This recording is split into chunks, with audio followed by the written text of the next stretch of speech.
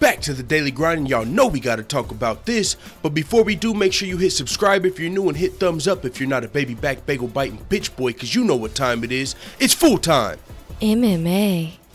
The way Felony Bennett explained it, I did understand where they were coming from. You know, two fighters walk into the cage, one fighter walks out. So they're saying technically Sean O'Malley's not walking, so he shouldn't win. You know, well, that's what Felony was trying to explain. And I'm like, I get what you're saying, but he won the first 2 rounds.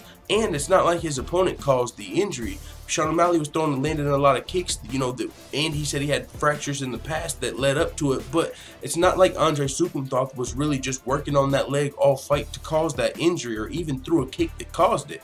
He injured himself in the 3rd round. So you're going to tell me if he's winning the first 2 rounds, injures himself in the 3rd round, he should lose just because 2 fighters walk in, 1 fighter walks out? Fuck out of here, man. I don't think that's the case. And also, I mean, I take this into consideration. You got to look. Sean O'Malley's coming, you know, taking everything I worked for, motherfucker. That's why Nate Diaz wanted to fight Conor McGregor. He was saying he's taking everything he worked for. This guy, Sean O'Malley's about to reap a lot of the benefits of what Nate Diaz has worked for.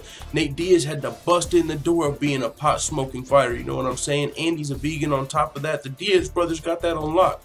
When you think about vegan stoners that fight in the UFC, you think about the Diaz brothers. But now you've got this young prospect coming up, getting a lot of attention, and he's got signed like a mixture of Nate Diaz and Conor McGregor low-key. Check it out. He's got the trash talk like a Conor McGregor would, you know what I'm saying? He's cool with the trash talk. He also confident in his game, he's undefeated right now, unlike either of them, but he gets spectacular finishes we saw. Also, and then when you think about the Nate Diaz side, vegan.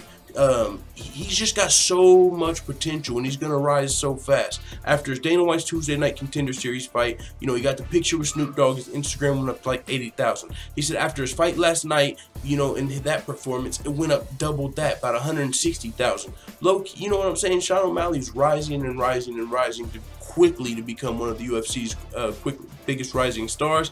And if a couple more performances, I mean, he could surpass some of these guys. So, I mean, I don't know if that factors into why Nate Diaz was throwing any shade or whatever at Sean O'Malley's performance. But like I was saying in my immediate reaction video, I think Nate Diaz should be embracing this kid. They should throw a video on Snapchat together smoking each other's, you know, budge. Sugar Sean O'Malley's now, he's got his own weed strain, the Sugar Show OG, which Ariel Helwani asked him about that. We know Nate Diaz has his own weed strain and stuff. Now, do you think that factors into it? You know, Nate Diaz we didn't find out about his own weed strain until after he fought Conor. Sugar Sean OG's got his own weed strain after his UFC debut. He had it before this fight with Sukumthov. So, I mean, maybe there's a little jealousy involved in this, but I think Sean O'Malley fucking deserves everything he's got coming to him because he puts on spectacular performances and calls his shot. Mystic O'Malley. If you go back to his fight before Andre Sukumthov, he called it. I've got a video I made on it. His last 3 fights in a row, he predicted every single one of them. You can go and check out the fucking video, I'm telling you. So, Mystic, he's got a lot in common with a lot of the biggest stars. That's why he's going to rise so quick. So, with that being said, Sean O'Malley detailed his foot injury, and he said it would be better if it was broken. You know, people were saying, oh, his foot's not even broke. Oh, and he was down there screaming in pain, and it's not even broken. Like, get the, you know, whenever somebody's, who's screaming in pain when they were fucking pressing on it, you dipshit. It doesn't matter what type of injury you have. If it's a fracture, whatever the fuck. If someone's pressing on that shit, it's gonna hurt.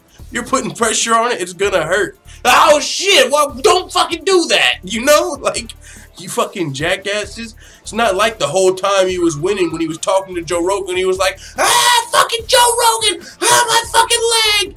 You know, you fucking dipshits. There's a lot of O'Malley haters, and they're gonna continue to be there. Comes with greatness. Some people hate you, some people love you, everyone wants to watch you. So Sean O'Malley's got a very bright future, and Dana White has commented on it himself. He was very impressed with Sean O'Malley's performance. He has been before. He said, you know, I mean, Dana White's talked about this performance, but one of the things he said, we know how to build stars. You know, we've did it with all of these other people. We know what we're doing with these rising contenders. So Sean O'Malley, I think, is in good hands, especially after that performance last night. Spectacular performance. But with that being said, I do suggest you go watch the entire interview with Ariel Helwani. Some of you guys know from my interview with Sean O'Malley that I was telling you guys, like, I was telling him about his hair, like, man, I'm a fan of it. I think the hair is dope.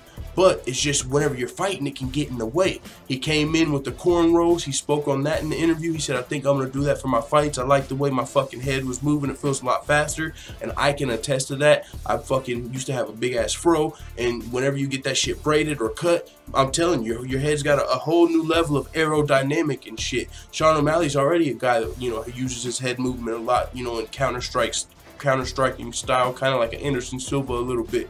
So now that his shit's really lighter without that fucking hair going everywhere, just gonna be that much even better. Now the only thing we gotta worry about is the durability of his legs, so hopefully he heals up and that thing can stay under him. You know, that's the first injury we've heard of it since we've you know, became aware of Sean O'Malley since Dana White's Tuesday Night Contender Series, although he did mention previous fractures from landing kicks in the past, but not like big things, just, you know, build up over time. So hopefully now that he's in the UFC and he's going to have the best doctors out there, he can get the best recovery out there, and we can see Sean O'Malley continue to rise. Very young, up-and-coming prospect, and I can't fucking wait. I'm along for the ride. Actually, I'm driving the motherfucking Sean O'Malley bandwagon. I'm the captain. Choo-choo, motherfucker. Sean O'Malley, the GOAT. And I know that pisses some of you off, which is kind of why I say it, because clearly I'm not serious, but I kind of am. So with that being said, it is what it is.